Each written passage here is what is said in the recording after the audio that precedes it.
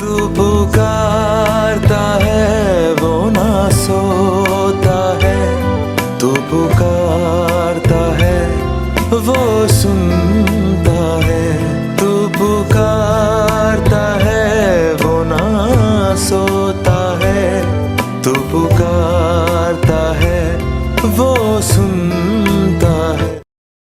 हमारे उद्धारकर्ता प्रभु यीशु मसीह के पवित्र नाम में आप सभी को अभिवादन। पवित्र शास्त्र बाइबल की पुस्तक मरकुस के सुसमाचार के 15वें अध्याय के 22वें वचन में कहा गया है, फिर वे यीशु को गुलगुता, जिसका अर्थ है खोपड़ी की पहाड़ी, नामक स्थान पर ले गए। प्रभु यीशु मसीह की क्रूस की यात्रा अत्यंत कठिन थी। अपने कंधों पर संपूर्ण मानव जाति के पापों का भार क्रूस पर लेकर वह मुश्किल से गुलगुता नाम की पहाड़ी तक पहुंचे थे। इस स्थान का नाम कुछ अजीब था। हिब्रू भाषा में गुलगुता का अर्थ होता है खोपड़ी की पहाड़ी या स्थान। इस नाम के पीछे यह अनुमान लगाया जाता है कि उस पहाड़ी पर मृत्यु दंडित अपराधियों को फांसी दी जाती होंगी। उन अपराधियों को उचित अंतिम संस्कार नहीं दिया जाता होगा।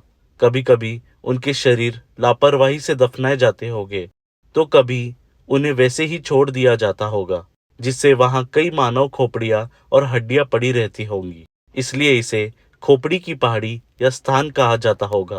कुछ लोगों का मानना है कि उस पहाड़ी का आकार गोलाकार था और वह एक चिकनी खोपड़ी के जैसे दिखाई पड़ती थी, इसलिए शायद उसे खोपड़ी की पहाड़ी या स्थान कहा जाता हो। इस पहाड़ी का ऐसा नाम किसी न किसी कारण से ही पड़ा होगा, लेकिन इसी स्थान पर प्रभु यीशु मसीह ने मानव पापों के उद्धार का मार्ग तैयार किया था।